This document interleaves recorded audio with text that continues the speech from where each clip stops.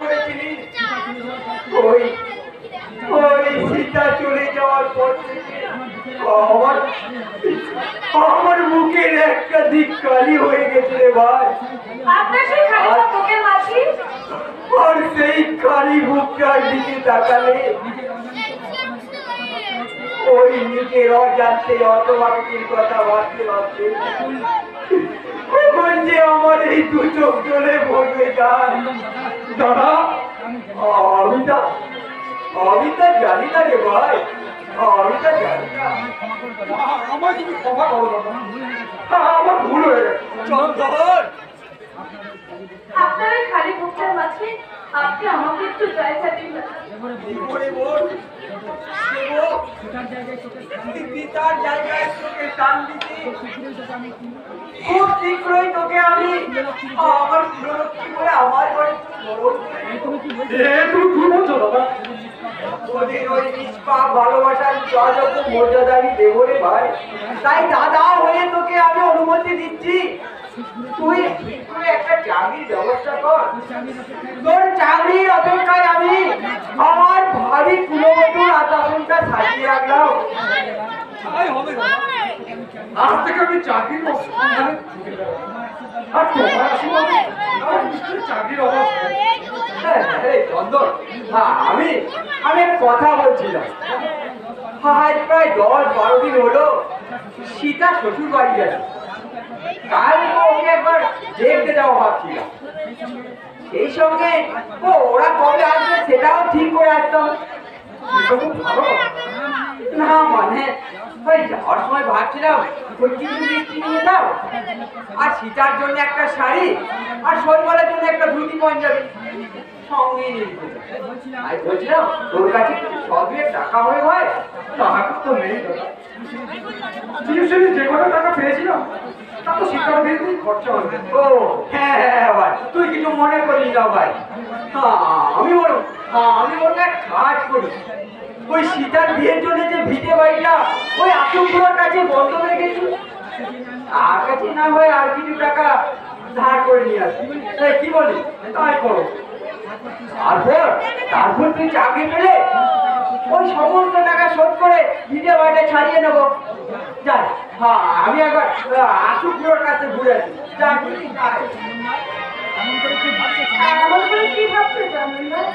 ওই নিঃস্বার্থ মানুষটার কথা যদি আমাদের প্রতি কর্তব্য অবহেলা হয়, তার জন্য দাদা সংসার পর্যন্ত করেন।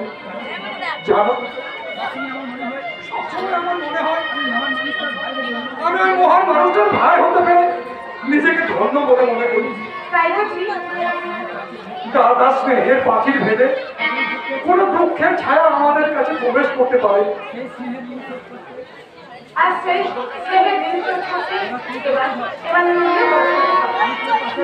আমি তোমার পাশে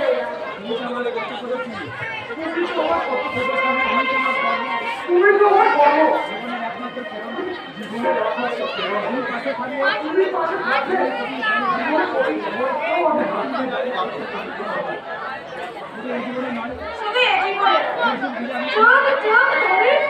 আমি তোমার পাশে আমি তোমাকে কথা দিলাম।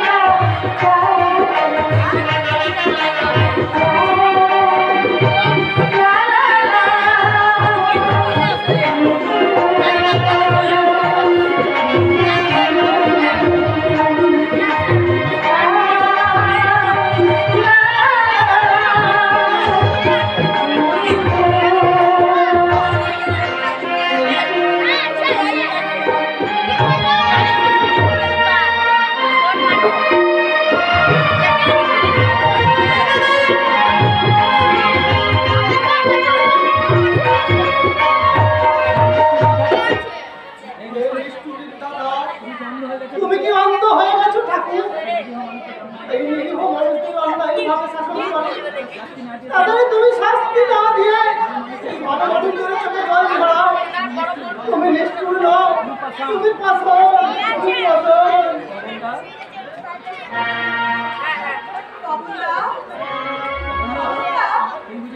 তুমি বুঝি এখানে আছো? হ্যাঁ, দিদিমণি। আমাকে একটু কলতলায় পৌঁছে দেবে? মায়ের কাপড়গুলো আমি একটু পরিষ্কার করে নিতাম। ওসব তুমি কেন করবে দিদিমণি? আমি তো রয়েছি। এসব তো আমাকেই করতে হবে কখনো। আমি যে এবারের বউ, এখনো কলতলা রাস্তাটা আমি ঠিক চিনতে পারিনি।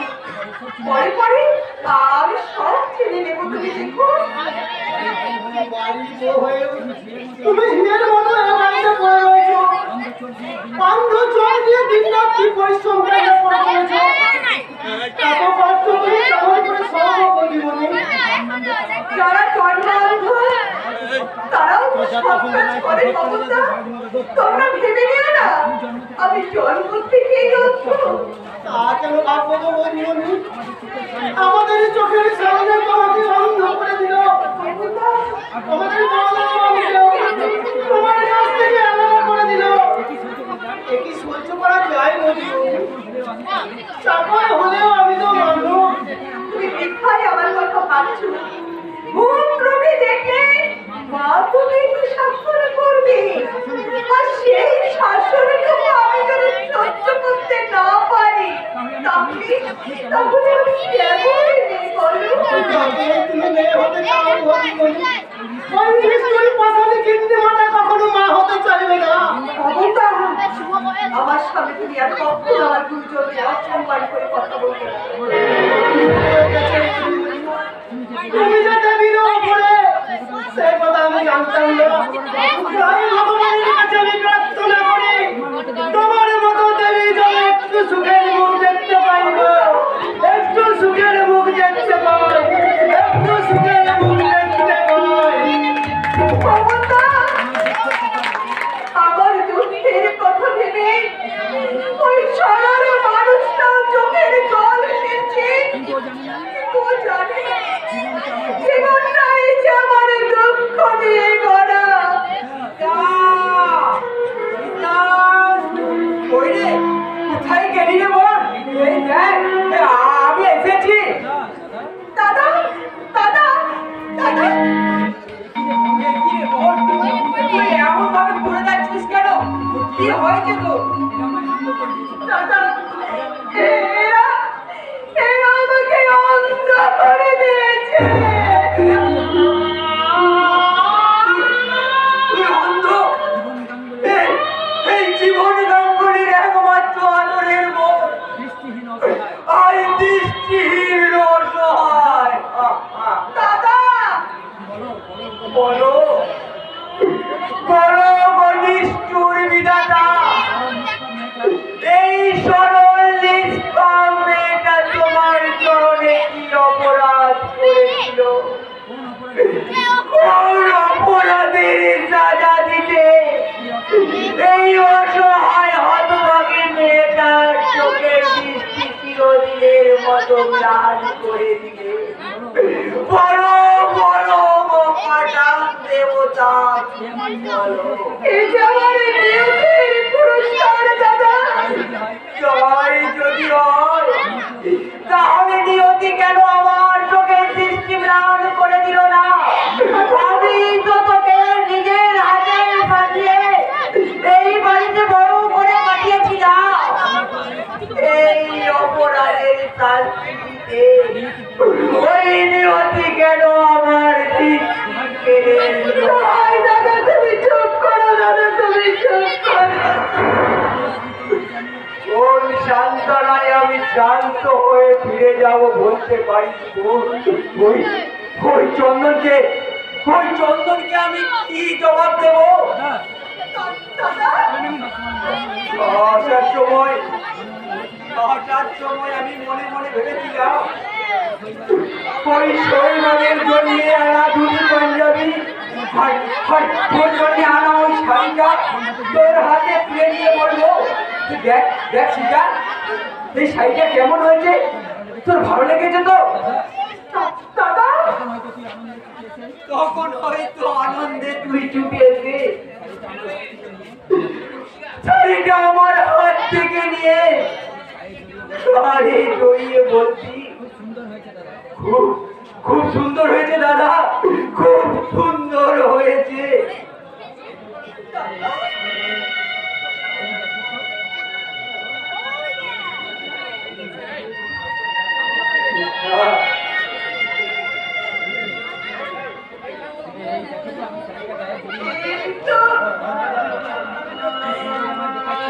এই দেখো না দাদা, আমি আমি শাড়িটা কেমন গায়ে জড়িয়ে নিয়েছি।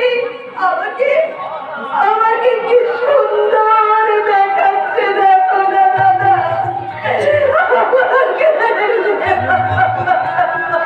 ওরে না রে না, ও কথায় আমায় তুই বলাতে পারবি না। তোর প্রতি এই নিষ্ঠুরতার জন্য ওদের আমি ছাড়বো না, কিছুতেই ছাড়বো না। এইসব তুমি কি বলছো দাদা? বিচার চাই, ও বিচার। চিরকাল না হয় তুই লগ্ন বয়স হয়ে থাকবি। আমি কি তোর খাওয়া পড়ার অভাবটুকু মেটাতে পারতাম না? কেন কেন তোকে নিয়ে এসে তোরা অন্ধ করে দিল? আমি জবাব চাই, জবাব।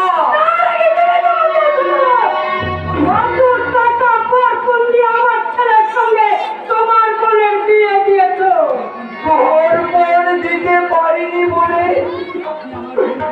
আমি আমার মনকে অন্ধ করে দেবে।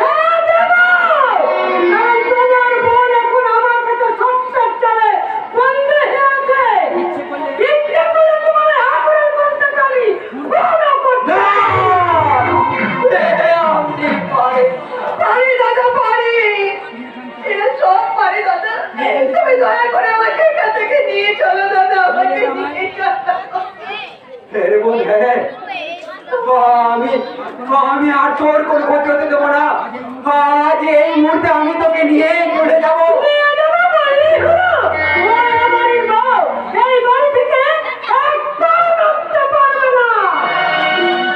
বাড়ির বউ যদি, তাহলে কেন সে আজ অন্ধ? কেন তার অবিরাম চোখে জল ঝরছে? এ বাড়ির বউ যদি কাঁদে,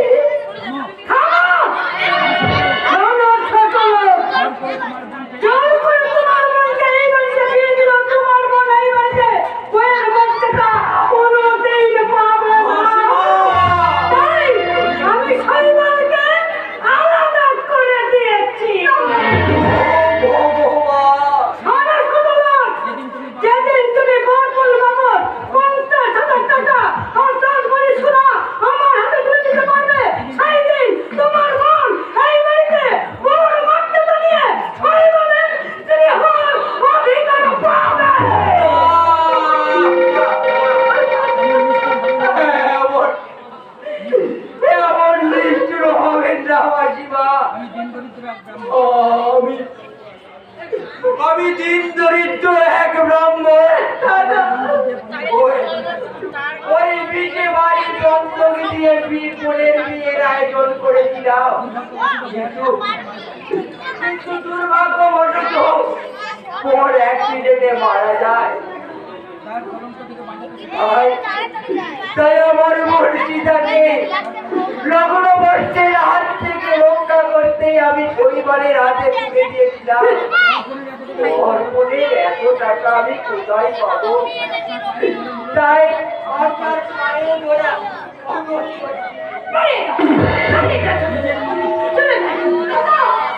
তুমি চলে যাও। চাই না, আমি বলুন মরতে চাই, আমি মরতে চাই দাদা, আমি মরতে চাই। ওরে ঘরে বল না, তুই অমর কথা বলিস না। তোর ওই মুখ বাটা কান্না আমার হৃদয়ে বাজের আঘাত আনবে। তোর ওই চোখের অশ্রু আমার জীবনে ঝরে পড়বে অভিশাপ হয়ে। তাই তোর চোখের জল মোছাতে আমার দেহের সর্ষের রক্ত দিয়ে আমি জোগাড় করবো ওই 10 ভরি সোনার 50,000 টাকা। তারপর সেই টাকা এই বড় মল্লবীরের দোকানে চুড়ে তোর জন্য মুঠো মুঠো সুখ কিনে আনবো রে মুঠো মুঠো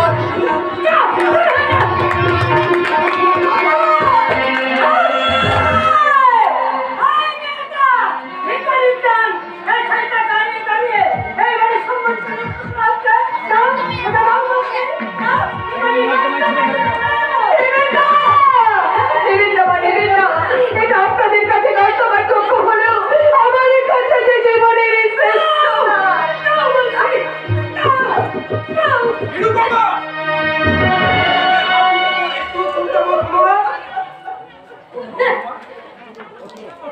একবারে জড়িয়ে ধরে আদর করে তোলা লজ্জা ঘেন্না বলে তোমার কিছু থাকবে কেমন করে? লজ্জাটা থাকবে কেমন করে? সমস্ত লজ্জা যদি তুমি অধিকার করে বসে থাকো তাহলে আমরা পাবো কোথায়?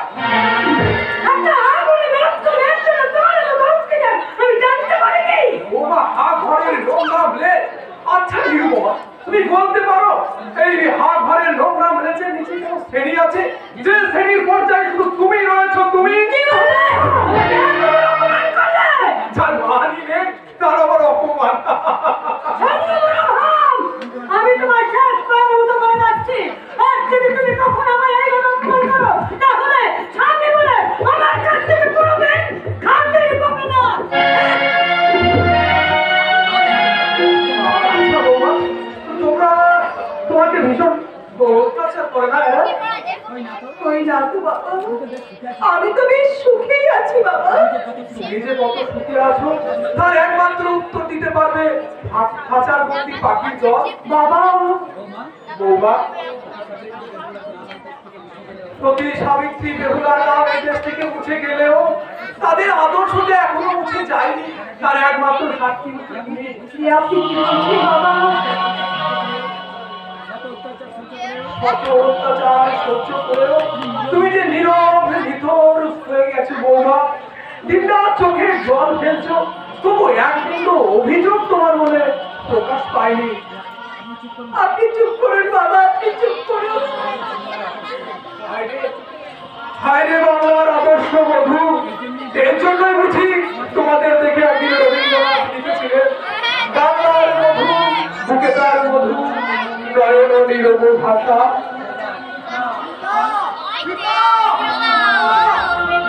তুই এসেছিস বাবা, তুই এসেছিস। সে দেখ তোর পাষাণ প্রতিভা এই সংসারের অনুশাসনের কঠোর অত্যাচারে আজ বন্ধ হয়ে গেছে।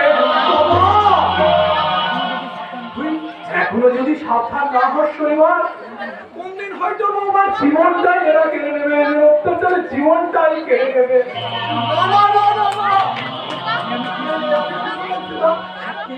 সত্যি কি তুমি? দাদা আমি তো ভুল শুনেছি। দেখতে পাচ্ছি দেখো, কতদিন পর কত আগে তোমার কাছে ছুটে এসেছি। আমাকে দেখতে পাচ্ছি তুমি ও কথা বলো না, তোমাকে দেখার শক্তি আজ আমি হারিয়ে ফেলেছি।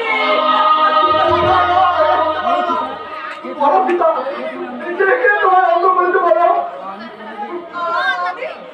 আমি পড়েছি, অন্ত হয়ে গেছি। তোমায় বলতেই হবে পিতা, তোমায় বলতেই হবে। সে তোমার মুখের হাতে কেড়ে নিয়েছে, কেমন করে হারিয়ে গেছে তোমার দৃষ্টি শক্তি। একটু বড় দিলে বলো, আমার মাথায় হাত রেখে তুমি বলো। আমি বলতে গিয়ে মনের কথা বলতে পারি না। আমি বলতে গিয়ে মনের কথা বলতে পারি না। এত জ্বালা আর দয়া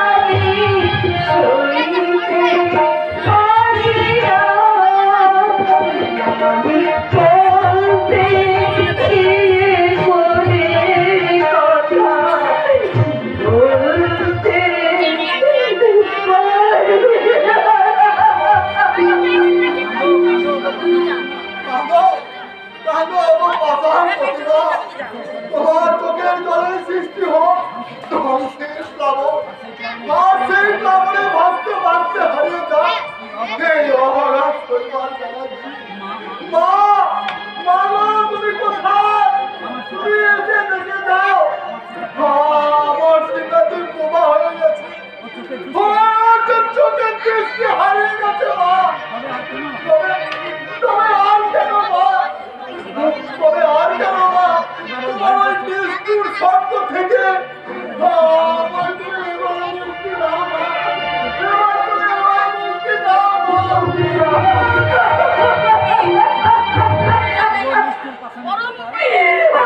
ঈশ্বর পাঠানে দেবতা, তোমার কাছে আমি কিছুই চাইনি, তবে শুধু আমাকে সব কিছু সহ্য করার শক্তি দাও ঠাকুর।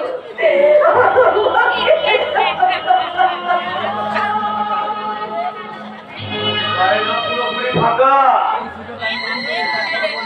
এই সুযোগে আমি জমে সজ্জিত মধুটা এক চুমুকে চুষে নেব।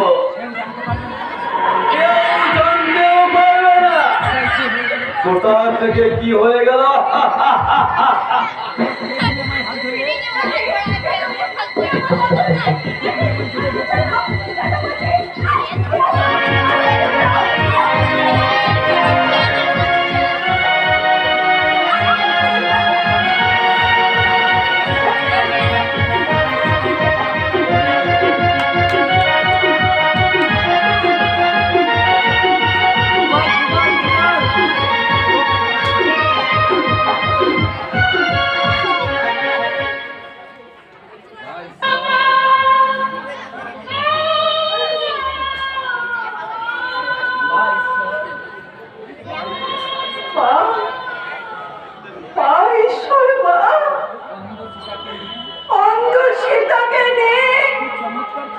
চমৎকারে খেলাই না তুমি খেললে, অন্ধত্বের সুযোগ নিয়ে আমার সতীত্বটাকেই নিয়ে গেল। আমি জানতেও পারলাম না।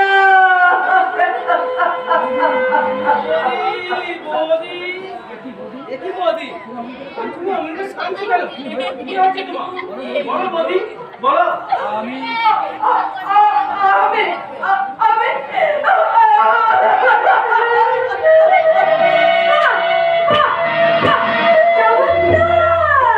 এই তাহলে দেওর বৌদির আসল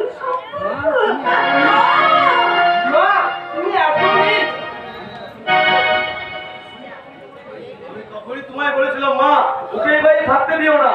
কোনোদিন হয়তো ওর মতো আমাকে জড়িয়ে ধরে বলবে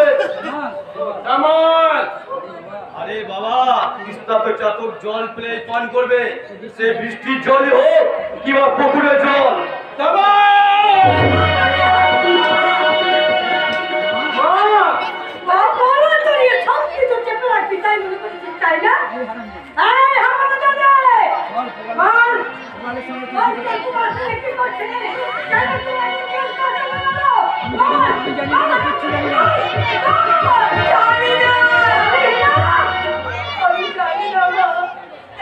আমি কিচ্ছু জানি না, আমি কিচ্ছু জানি, আমি সব কোথায় আছে। ওই হারামজাদি নিশ্চয় কুমারের সঙ্গে ঠেলাঠেলি করে একেবারে হাসতে তো লজ্জা করছে না। না করলো না, কারণ তুই যতই সরাসরি গান গাও মা, সেই গানে সুগার দিতে পারবে। কি বললি? তোমাদের ছোট মনে ছোট দৃষ্টি দিয়ে বড় জিনিসকে ছোট করে দেখতে শিখেছো মা, কিন্তু ছোট জিনিসকে বড় করে দেখতে শিখোনি। বৌদিকে মায়ের মতো ভালোবাসি, সেই মাতৃ সবার বৌদির সঙ্গে যদি দেওয়ারের দেওয়াকে কাইটা তোমাদের সংসারে যদি শ্বাস করাতে চাও, সেই তোমার মতন যায়নি পাশেনি মায়ের সঙ্গে সন্তানে ভেবেছে কাইটা বিশ্বাস করবে না মা, বিশ্বাস করবে না। আমার আমার এত বড় অপমান, ঠিক আছে দাঁড়া, যেদিন হাতে হাতে ধরবো সেদিন তোদের সাধুবিনে আমি ঘুচিয়ে দেবো। দেখলেন তো নাটকটা কেমন আমি জমিয়ে দিলাম।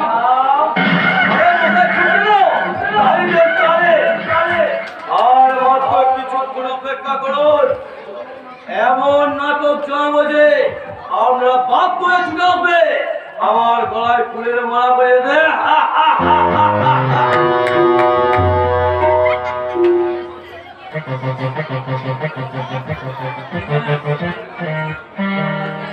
দিলে না, খেয়াও আমায় একটা চাকরি দিল না। সারাটা দিন আমি নির্লজ্জের মতো অফিসের দুয়ারে ঘুরে ঘুরে বেরিয়েছি। অফিসের কাছে গিয়ে অনুনয় বিনয় করে বলেছি, এসে স্যার শুনছেন আমি গ্র্যাজুয়েট বেকার, হ্যাঁ আপনার অফিসে আমায় একটা কাজ দিন না, যে কোনো একটা কাজ। কিন্তু কেউ আমার দিকে একটি বারের জন্য মুখ তুলে তাকালো না।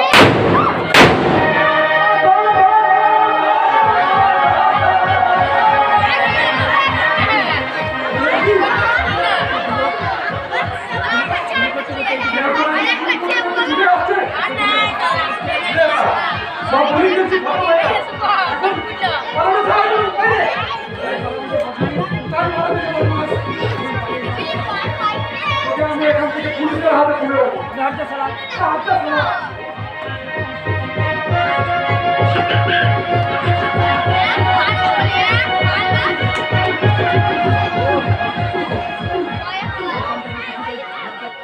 সরকারটাকে কিছুতে ধরে রাখতে পারলাম না, তবে এই কেসটা আমি উদ্ধার করেছি। নিশ্চয়ই এর মধ্যে কোনো চোরাই আছে, তাই এটাকে আমি পুলিশের হাতেই তুলে দেবো। আপনি এসে গেছেন। যে শয়তানটাকে আপনার পিছন থেকে তাড়া করছিল তাকে আমি ধরে রাখতে পারলাম না, তবে এই কেসটা উদ্ধার করেছি।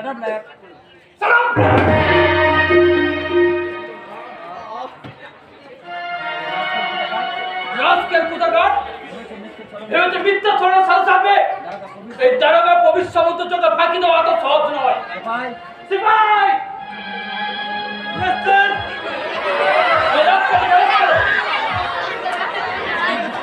বিশ্বাস করুন স্যার, আমি পারলাম না। আরে নির্দেশটাও আমার নয়, আমি শিক্ষিত ব্রাহ্মণ সন্তান, আমি বিভিন্ন কাজ করতে পারি না। আপনার এই কাজের সহযোগিতা করতে আসল অপরাধীকে আমি আপনার হাতে তুলে দিতে চেয়েছিলাম। মাংস হাতে পায়ে ধরে ফেলেছি বলে মিথ্যা কথা বলে পার পেয়ে যাচ্ছে সোনার বাচ্চা। আপনি বিশ্বাস করছেন আমি সম্পূর্ণ নির্দোষ? সেটা প্রমাণ করবে আদালতে। নাও ইউ আন্ডার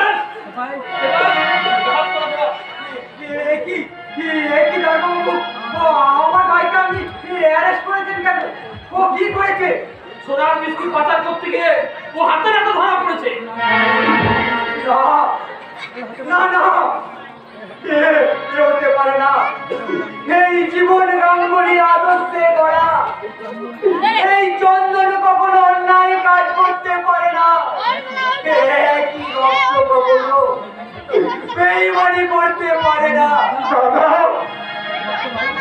বল, সত্য করে একবার বল, তুই এ কাজ করিস না। বল, তুই একবার বল। কি আর বলবো দাদা, তোমার সত্য যে সত্য আর আদর্শ যে অন্ধের কালিতে ঢাকা পড়ে গেছে। শত চেষ্টা করলেও তোমার চন্দনা নিজেকে নির্দোষ প্রমাণ করতে পারবে না দাদা। কি বললি? তাই তার তোমার আদর্শে গড়া চন্দনের একমাত্র পরিচয় সে চোর, ডাকাত, ক্রিমিনাল। কি বললি? তুই কি বললি হতভাগা? এই জীবন গাঙ্গুলির সততার ন্যায়কে দু পায়ে বাড়িয়ে শেষে কিনা তুই সমাজ বিরোধী কলঙ্কের কালি মাথায় তুলে দিলি। এতই যদি তোর অর্থের বিকশা, তাহলে তুই আমায় বললি না কেন? আমি আমার যত সর্বস্ব দিয়ে তোর অর্থের বিকশা বেড়ে দাও। বল হতভাগা, বল। আমায় বললি না কেন? ডাকবি না? ওই সম্পর্কে না তুই আমাকে দাঁড়া বলে ডাকবি না।